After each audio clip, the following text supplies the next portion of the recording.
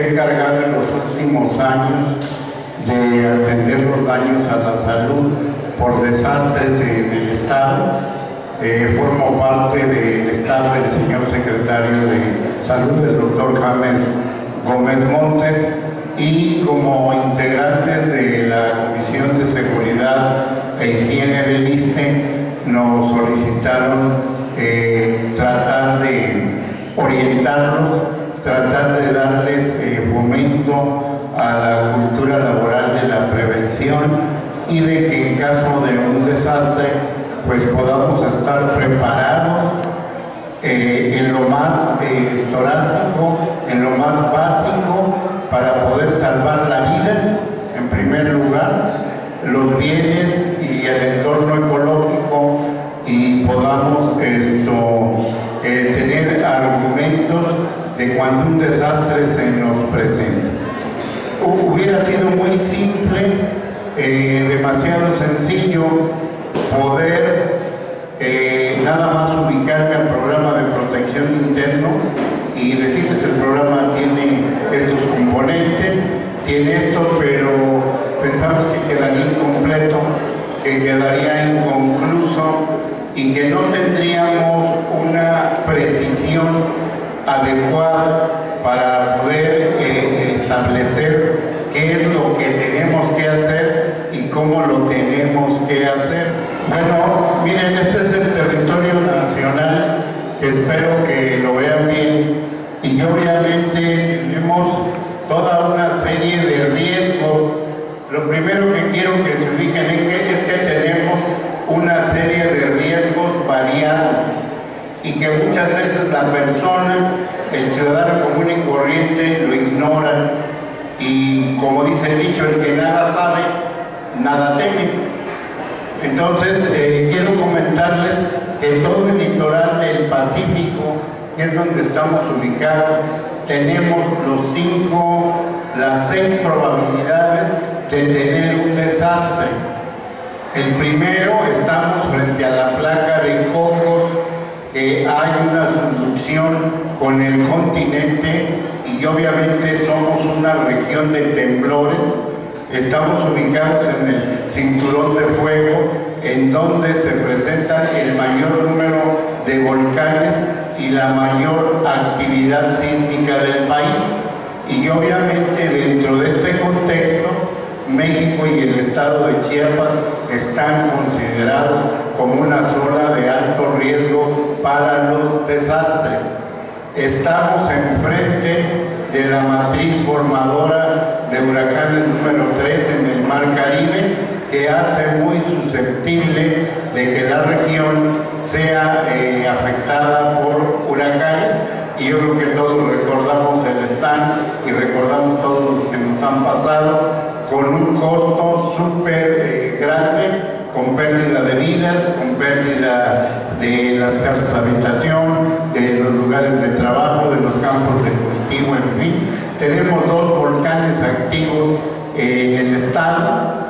Tenemos el riesgo de que podamos padecer epidemias de dengue clásico, de dengue hemorrágico o de otros, porque obviamente los países de Centroamérica, y no es un comentario grosero o burdo, pero no tienen sus programas de control de vectores como fuera lo deseable por situaciones políticas, y tenemos ese grave riesgo. Y también los incendios forestales, y también tenemos problemas que en su momento de insurgencia se pudieran resultar, y desde luego el que haya habido un silencio sísmico en la región de esta costa de Chiapas, pues entre más años pasen sin que tiemble, obviamente mayor va a ser la liberación de energía y mayor problema vamos a tener. Así es de que es que tiembla mucho y tiembla muchas veces al día. Pues qué bueno, no lo entendamos al revés, qué bueno que no sean temblores graves, fuertes, porque eso está liberando energía y obviamente menos riesgo tenemos.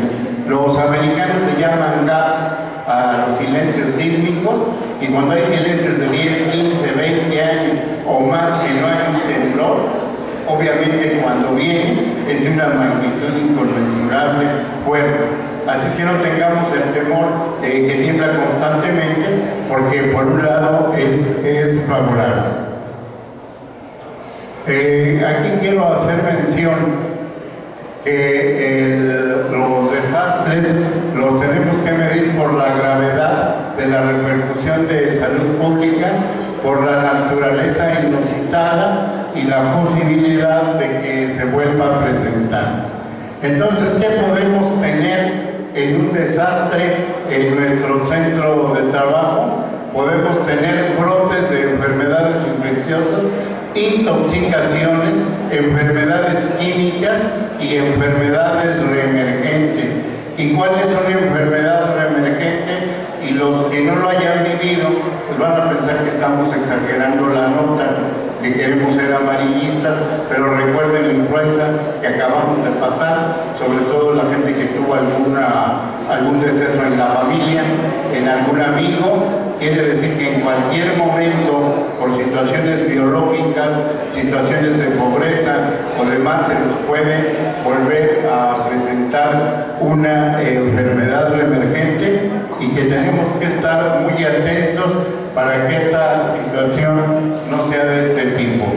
Y los daños a la salud, obviamente, nos pueden tener alteraciones de las redes de agua y de la electricidad, los servicios de comunicación, el servicio de basura, la vivienda, los servicios de infraestructura sanitaria, falta de medicamentos, etc.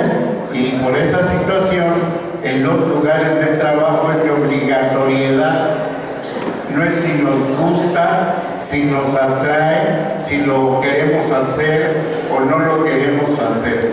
Todos los integrantes, los secretarios, los titulares, los encargados de despacho de las dependencias que pertenecemos al ISSSTE, tenemos por obligatoriedad que integrar el programa interno de protección civil. Y antes, bueno, pues si lo hacíamos, qué bien, y si no lo hacíamos, pues también. Pero ahora no, hay una nueva ley. Yo les suplico a los directores de escuelas, a los directores de algún centro de trabajo, que recuerden que el decir es que yo no estaba enterado, es que yo no sabía, es que no me habían dicho, no es excusa ante la ley para que seamos sujetos de la aplicación de la misma. Entonces, en el Diario Oficial del Estado recientemente salió la Ley Estatal de Protección Civil, que se apoya con la Ley General de Protección Civil y prevé sanciones que pueden ir desde una amonestación o, en su defecto, pueden tener reacciones de tipo penal. Entonces, maestros, directores de escuelas, de talleres, de fábricas, en fin, que formamos parte del ISSSTE, no olvidemos que simplemente por el hecho de ser director o jefe de una área, la nueva Ley Estatal de Protección Civil nos obliga a integrar el programa interno y nos obliga a realizar los simulacros también por lo menos una vez al año, para que estemos entrenados en qué es lo que tendríamos que hacer en caso de un desastre. Ahora, no todas las situaciones se van a presentar igual. Como ven en la gráfica, tenemos sismos, tenemos otra serie de desastres, y a su extrema izquierda dice muertes, heridos graves, riesgo de epidemias, daño a las instalaciones de salud o de otro tipo, escasez de alimentos, desplazamientos de poblaciones, y ahí se nos va marcando con cruces cuál es lo que nos puede causar mayor daño. Y obviamente que, como lo ven en la parte superior extrema, son los desastres de tipo geológico, los sismos, las fallas tectónicas, etc. Y también recordemos algo muy triste, que todos lo conocemos, lo que sucedió en Hermosillo, Sonora, las guarderías y todo, y tenemos escuelas en donde van niños, en donde van trabajadores, centros de trabajo, y hay que ver cómo están las construcciones, cómo se hicieron, qué seguridad hay, y si hasta para ir a divertirnos, y ahora los antros y todo lo demás tiene que tener una serie de condiciones que garanticen la seguridad de la población, y si no, no es permisible, porque lo más lógico es que cuando viene un problema, la pobre gente que ahí asistió con la intención de divertirse, pues termina en barbacoa, porque obviamente hay luces de león, hay luces de otro tipo, etcétera, que tienen una gran capacidad incendiable, y como hay alfombras, y como hay madera, y como hay escenarios y hay pintura, obviamente el humo es muy tóxico, la persona lo aspira rápidamente, tiende a perder la conciencia rápidamente, porque acuérdense que el conocimiento no se pierde la conciencia. Y entonces, y ya se está medio calmando, 2, 3 copitas, 4 copitas, 5 copitas, pues ya se pone peor la cosa, ¿no?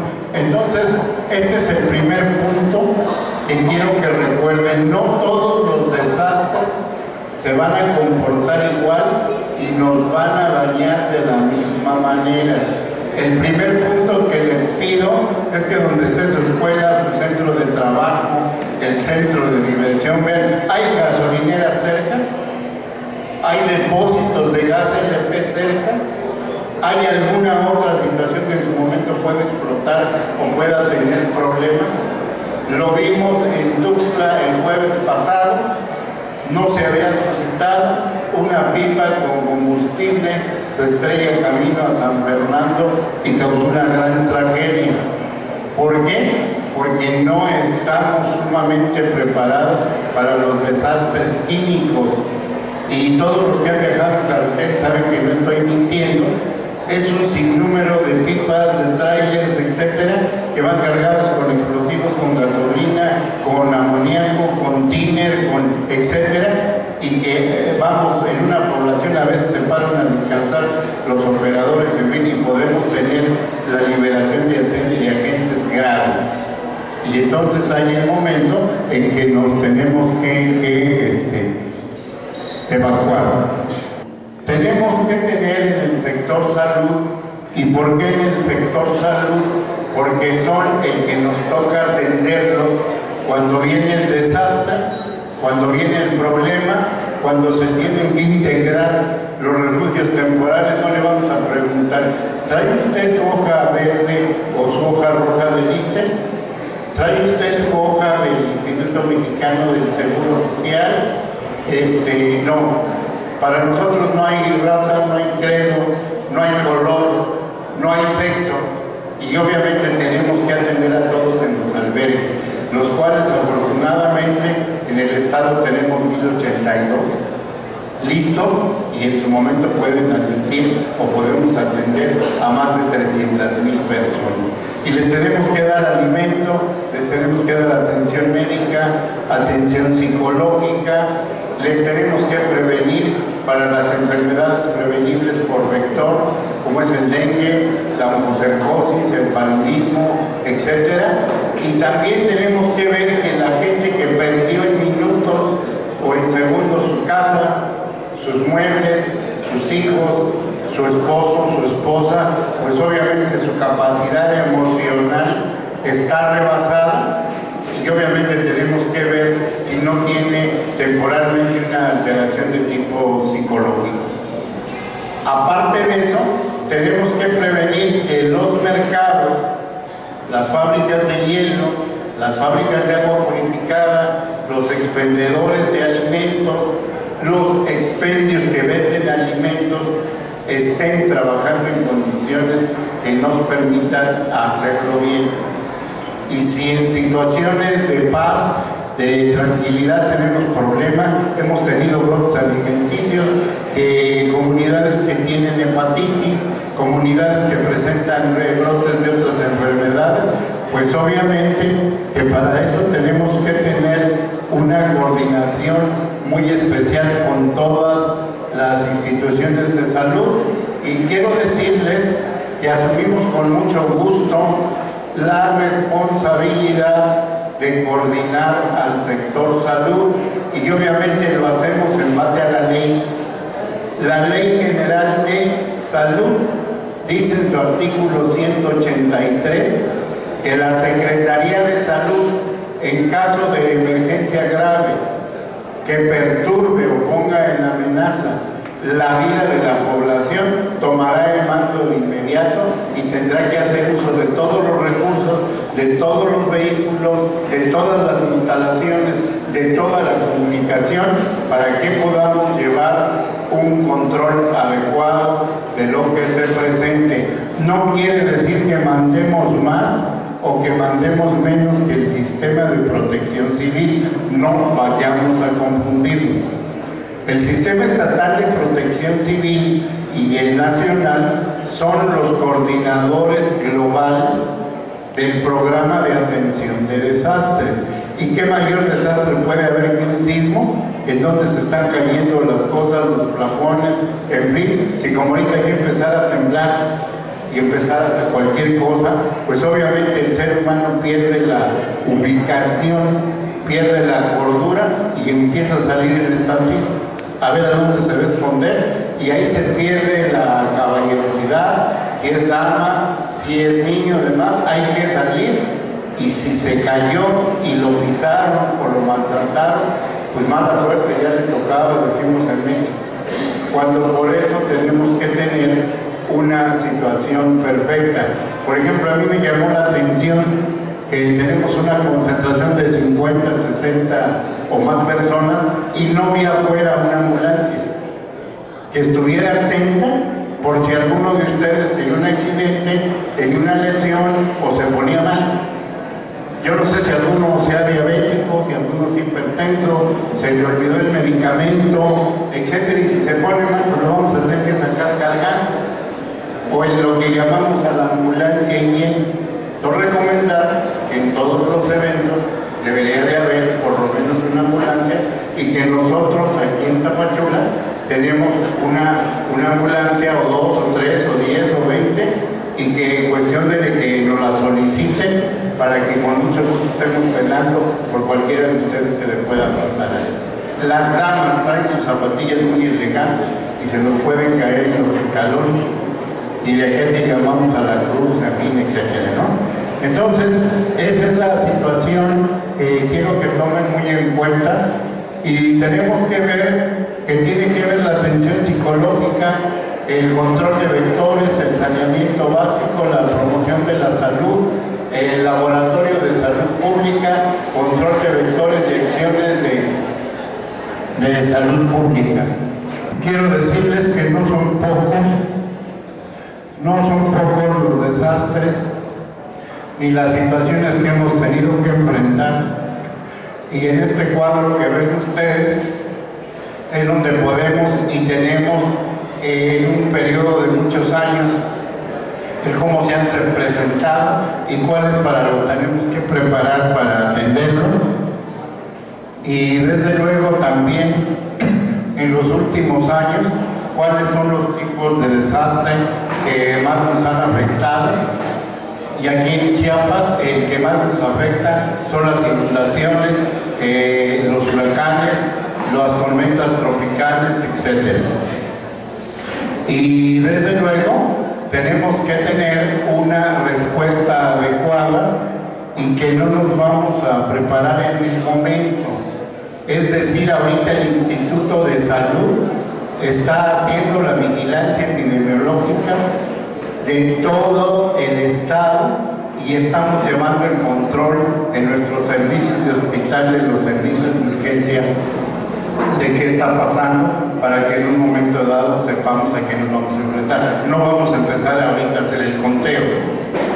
Lo tenemos las 24 horas los 365 días del año, para que en un momento podamos ver si algo se nos está disparando, que no se nos vaya a venir una epidemia de dengue. Y hablar de epidemia de dengue no es de juego. En Cuba, donde está Castro todavía está por ahí, hubo 50,000 infectados. Oigan la cantidad, 50,000 infectados. 5,000 tuvieron que ser internados en los hospitales y de ellos murieron 500. Y la mayoría niños. Entonces el dengue no es cuestión de juego, es una situación muy grave que tenemos que controlar y que tenemos que estar muy pendientes. Y es penoso que teniendo la situación de que lo podemos evitar, un mosquito que casi no vemos a simple vista nos pueda causar la muerte y pueda causar la muerte de varios. Y bueno, atender un enfermo de dengue pues no es problema, pero atender 500, 600 en el estado, ¿a dónde los vamos a encamar? ¿O dónde los vamos a atender? ¿En dónde los vamos a ver? Y lo mismo pasa con los sismos. No es una persona que se va a lesionar ni 2, ni 3, ni 10, son cientos. Y todo el mundo ¿a dónde corre? Al hospital, a la Cruz Roja, etc. Y en ese momento pues, se tiene que, el hospital tiene un doble problema. La gente que está llegando y sus propios enfermos, sus propias cirugías, la gente que tiene que evacuar, la gente que tiene que atender y que se cayó un quirófano y que no hay oxígeno medicinal y que no tenemos los medicamentos y que la gente está llegando y ya lo ven. La policía, el ejército y demás, cuando la gente corre y corre desbandada, no hay quien la detenga y va a llegar al hospital. Y además de que llegan al hospital enfermos y demás, llegan también los vivos y se empiezan a perder los instrumentos, se empiezan a perder los medicamentos, etcétera, y tenemos que estar muy vivos en esta situación. Por otro lado, aquí les paso algunos antecedentes de problemas que ya hemos tenido, el costo que estamos o que tuvimos con este tipo de desastres, por ejemplo, en 1995 los huracanes, etc.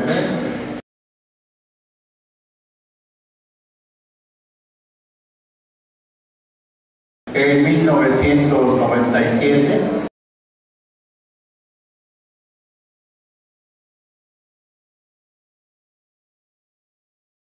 en 1998 y sobre todo aquí en el estado, como ahí lo pueden ver.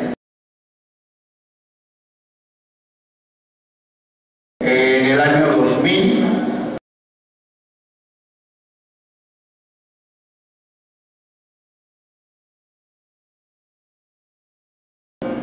en el año 2002,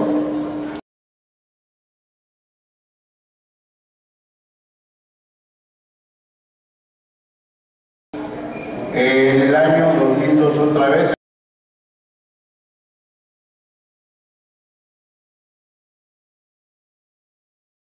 en el 2005,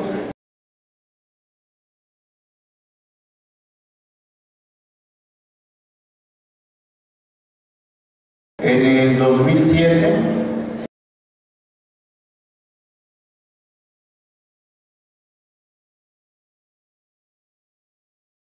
en el 2007 otra vez,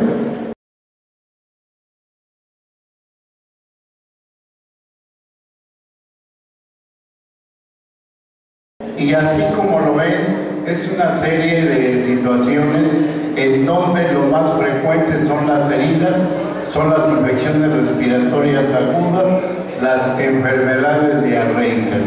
Y desde luego, obviamente se requiere de una ayuda totalmente coordinada para que podamos hacer atención. Y estimamos que el gasto de los desastres en México es mayúsculo, es del 2.5 del Producto Interno Bruto.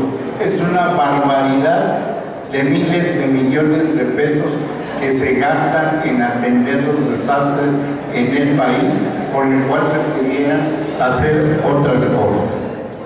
Bien, desde luego los frentes fríos que es lo que más nos ha afectado, el huracán Jova, y obviamente son situaciones que les quiero pasar para que el Instituto de Salud, ¿qué está haciendo?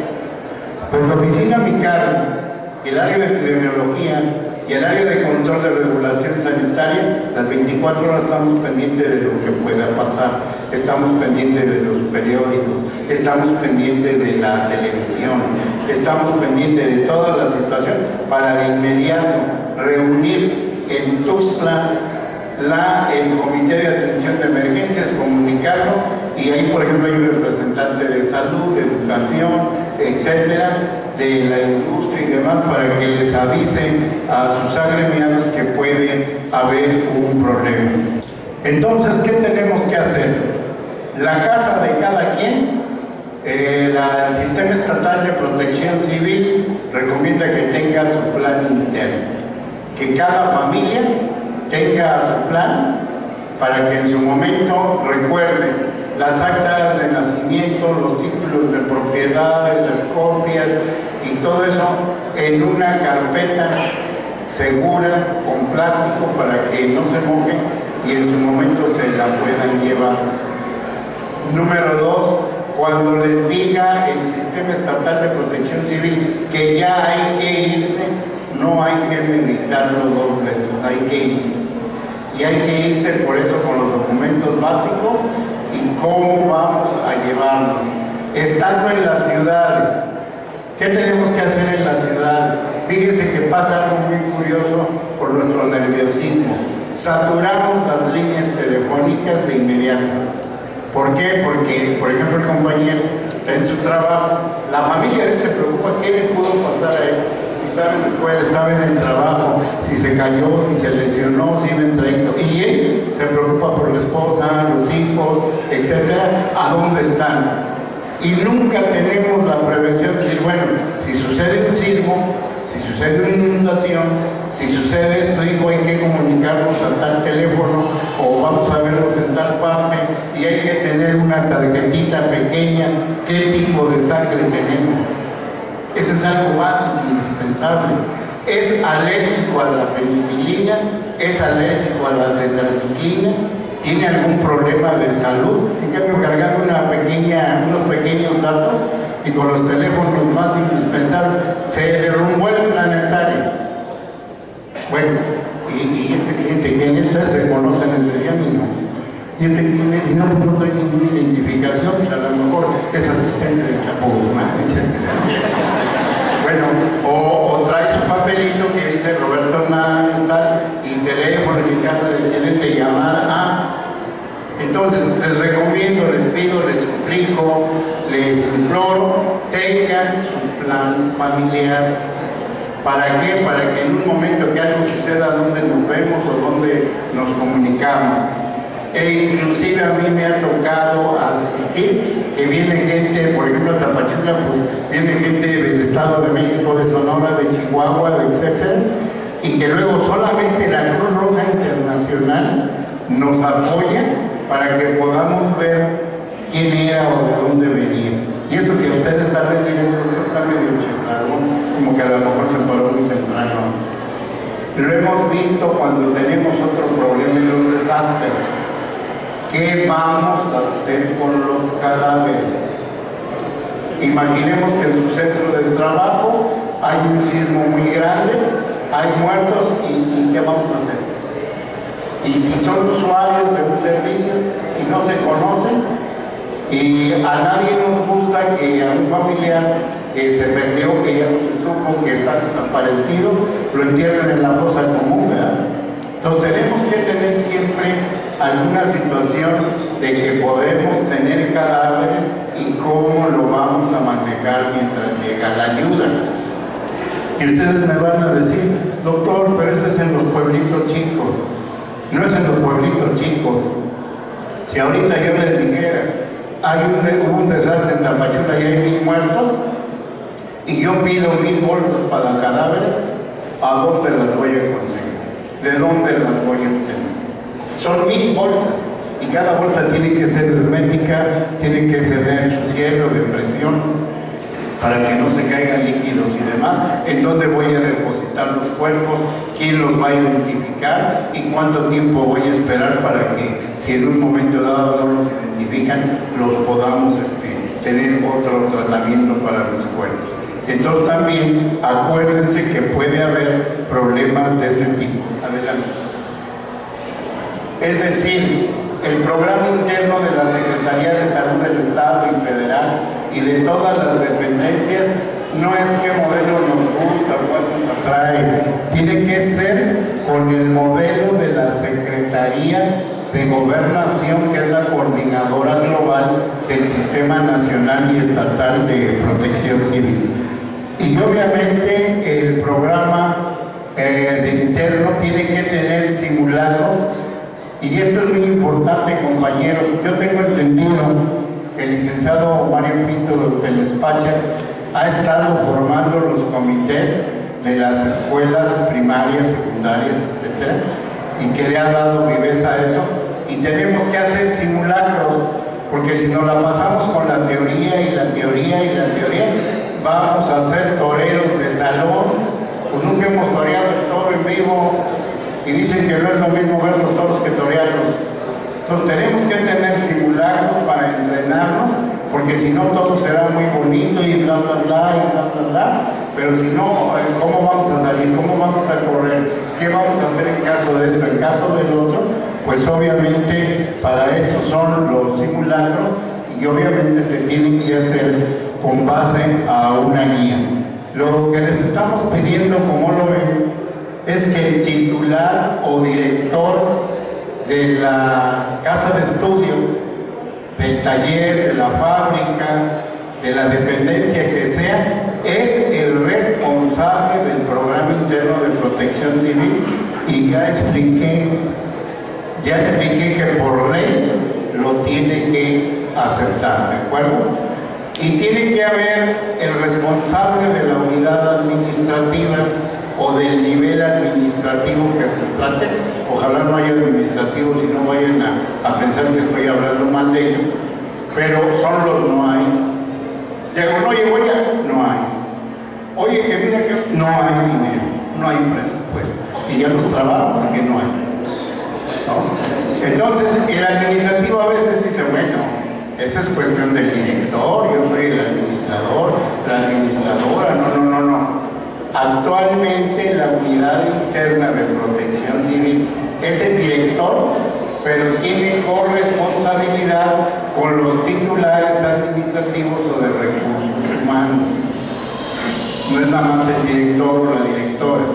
En segundo lugar, si su lugar pasa de 100 personas, tienen forzosamente que tener su comisión y tienen que tener su programa. ¿De acuerdo? Y tienen que tener la integración de 4 brigadas mínimas de búsqueda y rescate, de control de incendios. Hasta ahí llevamos 2, ¿de acuerdo? ¿Quién va a atender? O de salud o de primeros auxilios, es diferente cómo le llaman en las dependencias, y llevamos 3. ¿De acuerdo? ¿Cuál otra creen de acuerdo a lo que están viendo en el esquema que tengamos que ver? A ver, piénsenle bien para que lo vean. Correcto. Entonces son las 4 brigadas básicas. Entonces, primer punto, hay que tener un acta constitutiva o no tiene validez. Vamos a suponer la escuela Niños Héroes de Chapultepec de Tapachula. Bueno, pues aquí tenemos que tener una unidad interna y el director es el responsable y el administrador o de recursos humanos la corresponsable, y las 4 brigadas son de este tipo y dependen del maestro fulano, del maestro perengano, etc. Y obviamente hay que darles un entrenamiento. Y el entrenamiento por parte del sistema estatal y el sistema nacional de protección civil es de gañón, es totalmente gratuito. Es cuestión de que se organicen a través del ISSSTE, a través de ustedes, lo pidan que los capaciten las brigadas para que puedan responder. Las brigadas normalmente las integramos por cada piso. Por lo menos tiene que haber 2 personas. y la otra que van a tener que comprar, van a tener que hacer un gasto, y ahí es donde está el problema, porque se tienen que tener unos chalequitos o se tienen que poner unas casacas de color, aunque sea de papel peñón, y el administrador siempre les va a decir que no hay, que eso no está contemplado, que no se hizo el programa y que no lo tiene. Pues entonces empecé hay que gastar uno, pero tiene uno que identificar quién es el jefe, quién es el responsable. Y yo les puedo garantizar que muchos de nuestros niñitos de primaria y secundaria están mejor entrenados que nosotros para saber qué van a hacer. Para saber, por ejemplo, en Estados Unidos, que lo azotó un tornado hace poco, ya ven cómo los niños ya saben cómo hincarse, cómo moverse, cómo defenderse, a quién tienen que llamar, etc. Entonces, 2012 son el esquema que tiene que ser por inmueble o por una matriz o por lo que sea, y es la brigada de primeros auxilios, es la brigada de prevención y control de incendios, de búsqueda y rescate, y finalmente de evacuación del inmueble, y en eso es donde tienen que entrar los simulacros, si no, no vamos a poderlo ver bien.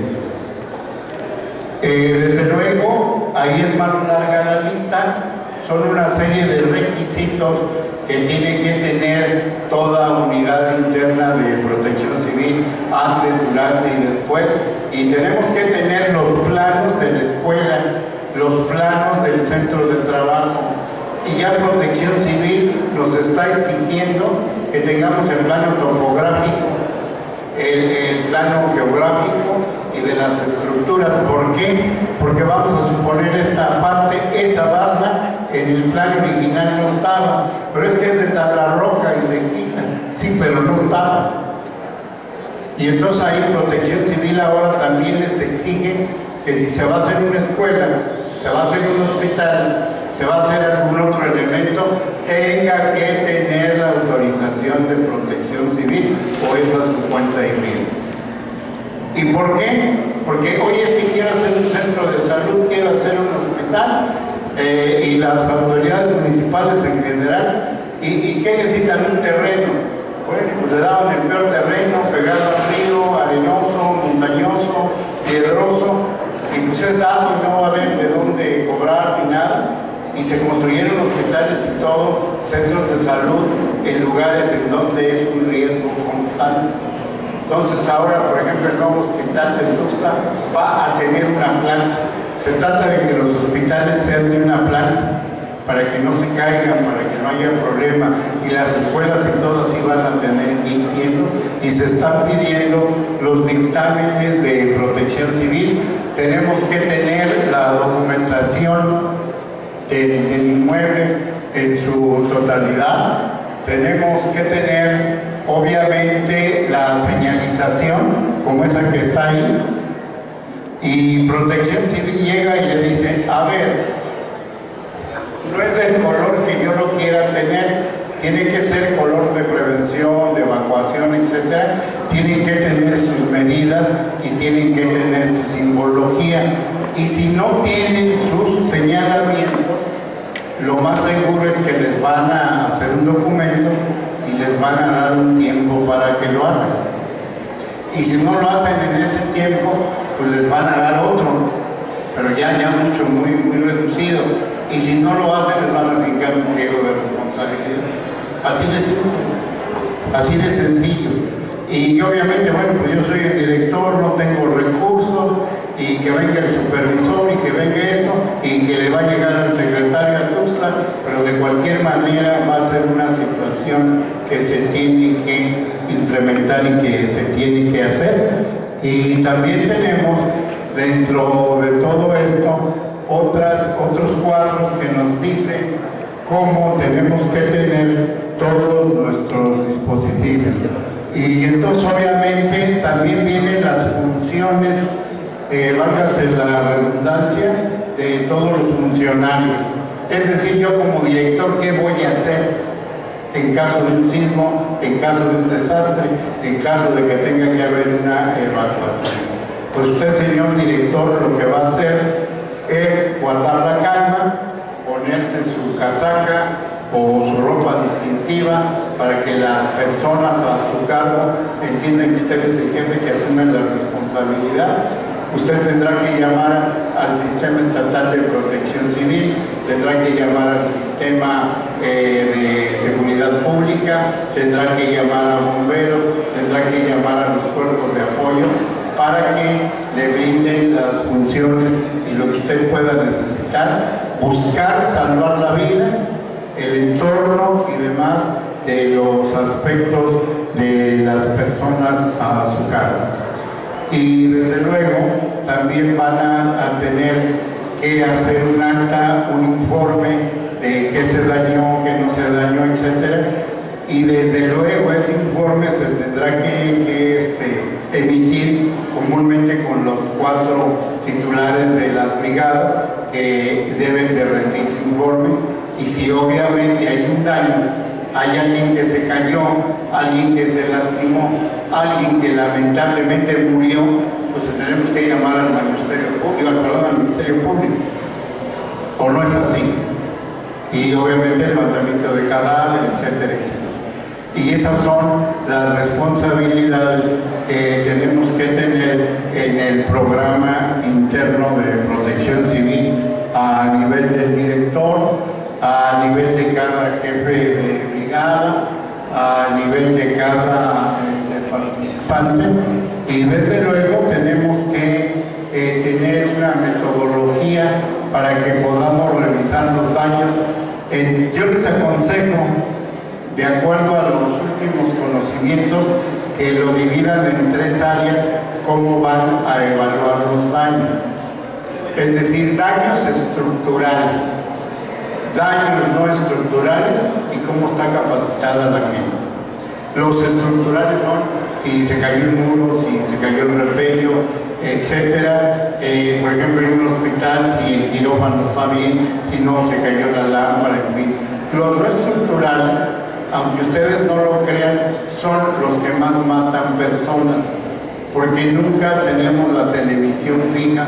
Es muy pesada, pero ahí está en una mesita, en una banquita, porque no se cae. Y cuando se llega a caer, le puede afectar a alguien.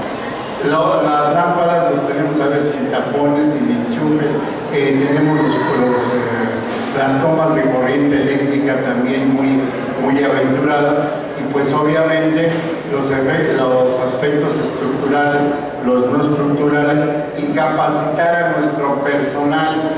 El sector salud va a implementar alrededor del mes de julio y agosto 2 cursos básicos que, si ustedes los quieren llevar, lo tendremos que programar para Tapachula. A todo mundo nos interesan. Uno es personas capacitadas en soporte vital básico.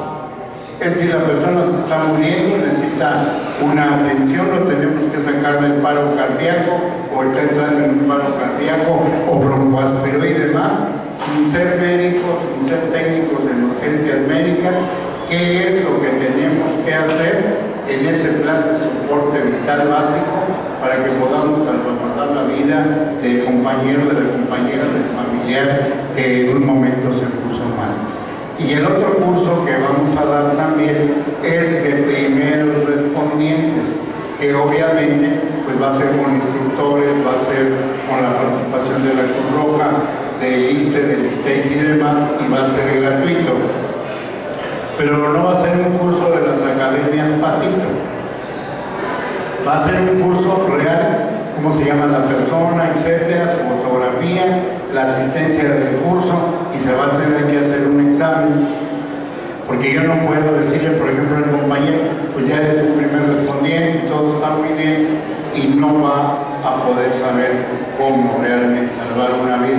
Pues no es nomás de que asistamos y que cumplamos con una o cual obligación, sino que realmente sean bien preparados en lo que es la situación de primeros respondientes.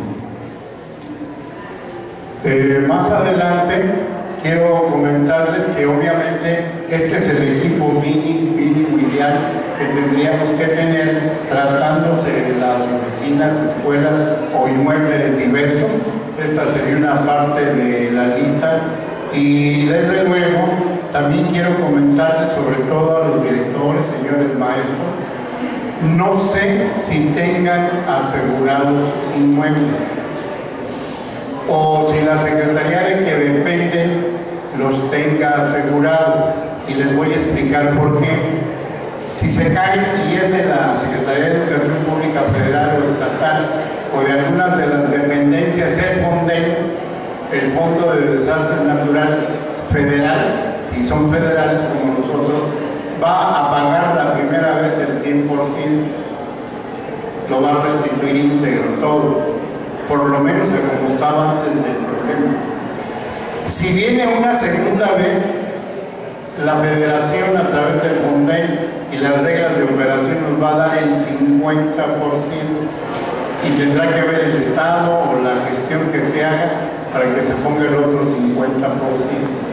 Si viene una tercera vez y no se ha asegurado, nos van a dar el 25%. Y si viene una cuarta vez y no se ha asegurado, nos van a dar la mano, nos van a decir que cuánto lo sienten y que lo tenemos que reparar nosotros. Entonces vayan viendo lo de compartir los riesgos y lo del aseguramiento. Si no lo tienen, yo les aconsejo, por lo que les digo de la Ley Estatal de Protección Civil, que puede aplicar sanciones, que hagan su oficio. Nada nos cuesta hacer un pequeño oficio, ser supervisor, director, etcétera, la escuela fulana de tal, el inmueble tal, hasta donde sabemos no tiene ningún seguro para desastres o accidentes, ni para catástrofes, y entonces tenemos que ver la manera de que el solicito se vea eso. No se atendió, no se vio, se cayó. Oye, que aquí yo pedí lo del seguro, aquí yo pedí esto, no, o no me lo dijeron. Y ahí es una manera, y no pensemos ilusamente que a nosotros no nos va a pasar. Hemos visto año por año y década con década que los desastres obviamente se seguirán presentando y los va a haber. Entonces yo les aconsejo esa situación. Los señalamientos tienen que ser en base a la norma del tamaño y con los colores que dice y las leyendas, y hay de varios tipos, como lo ven, en fondo azul, en fondo rojo, que tienen otras connotaciones, y aquí está el mínimo de recursos que se tendrían que requerir para que podamos hacer esto. Bueno, también obviamente otro tipo ya de situaciones más caras, pero que sin embargo son necesarias. Así seguimos con esta situación, y acuérdense que tenemos que tener una fase de prevención, de auxilio y de recuperación. ¿Qué vamos a hacer en prevención? Ya les dije, hay que identificar los riesgos. Uno, y no se quiebre la cabeza, es que yo estoy en tal municipio o en tal colonia. Busquen la página de Protección Civil, proteccioncivilchiapas.gov.mx, y ahí tienen los mapas de riesgo por municipio, por región, de diferentes estratos, y ahí van a conocer qué riesgos tienen. Si no lo pueden localizar, llamen al coordinador municipal, al coordinador regional de Protección Civil para que les diga cuáles son sus riesgos. Segundo, ¿qué obras o qué prevención tenemos que hacer para mitigar en dado caso de un sismo y demás? Que hay que asegurar las lámparas, que las puertas, que no sé, etcétera, ¿de acuerdo? Y tercero, ¿cómo nos vamos a mover en caso de un desastre? ¿Quién va a llevar la brigada de primeros auxilios? ¿Quién va a llevar la de búsqueda y rescate? La de incendios, y quién va a llevar la de evacuación. Y ya les dije que la capacitación la hará el Instituto Estatal para la Protección de Riesgos de Protección Civil, y si no también, pues nos echan un grito para ver de qué manera los puedo apoyar. Y desde luego esto sería lo más importante en cuanto a este tema. Los demás terminan en que tenemos que hacer ejercicios y simulacros. Aquí les dejo cómo tiene que ser el tipo de simulacro. Puede ser programado, puede ser de sorpresa, puede ser total, puede ser parcial, con aviso previo, sin aviso previo. Y obviamente un simulacro integral. Ya vieron que participamos a nivel estatal en un mega simulacro, y obviamente va a haber otro en septiembre, entre el 19 y 21 de septiembre, en donde va a ser un simulacro nacional. Entonces quiere decir que todo el país se está adentrando cada vez más en la cultura de protección civil. Obviamente tenemos que tener reuniones periódicas, tenemos que tener difusión, y obviamente los documentos de tipo jurídico, pues obviamente son los que precisamente les esperaba, y tenemos que aplicarlo y aprender el control del equipo y cómo lo vamos a hacer. Y obviamente cuáles serían los tipos de simulacros y cuál es lo que tenemos que hacer. Y nosotros ya lo practicamos en la unidad administrativa de salud, en donde contamos con más de 1000 compañeros, y hay que correr 1000 sin escaleras de otro tipo y demás. Se pone bastante difícil. Vamos a ver cuáles son las definiciones de la Organización Internacional del Trabajo, y así tenemos lo que es seguridad, lo que es higiene, y que muchas veces tenemos una concepción que no es, pero eso es lo que sería seguridad, lo que sería higiene, y desde luego la higiene personal. ¿Qué vamos a entender por seguridad? Y aquí yo quiero rogarles mucha atención. Siempre relacionamos la palabra seguridad con la policía, con el ejército, con los cuerpos de socorro. No. En el caso laboral, que es el que nos ocupa, la seguridad es la ciencia, los métodos, las líneas, los conocimientos que nos va a permitir salvaguardar la vida, evitar la enfermedad y que vivamos más longevamente en mejores condiciones.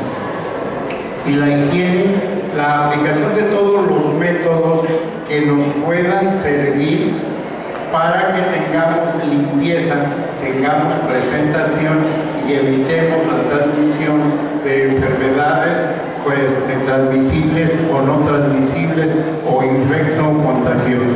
Pero si manejamos riesgos y estamos en el riesgo, pues algo nos va a pasar, compañero. Ahí es obvio que es un riesgo y que sin embargo lo están corriendo, y muchas veces estamos así. No sabemos o no entendemos el riesgo, pero lo tenemos en esa forma.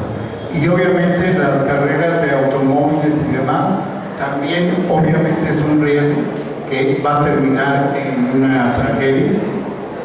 Desde luego los Chiapa de Corzo, ven ustedes la situación tan dramática, cómo se tienen que hacer a veces los rescates. Acuérdense que nuestras líneas de transporte, sin ofender a nadie, llevan el lema de primero muertos que llegar tarde. Entonces imagínense a veces cómo realmente, y no sabemos en qué condiciones mecánicas o demás el que a veces se presentan situaciones tan grotescas de este tipo. Vean ahí un tráiler que tira un puente, este es en Estados Unidos, y ahorita ya ven por las tragedias que hemos tenido, ya se evitaron los dobles semirremolques. Desde luego a veces las situaciones no se dan como quisiéramos. A veces tenemos que ver la seguridad contra la dignidad humana. Estas eran unas tomas que se veían en los aeropuertos y que ya se están prohibiendo, porque sí está bien que es la seguridad de los explosivos, etcétera, armas, pero obviamente también vulneran la dignidad.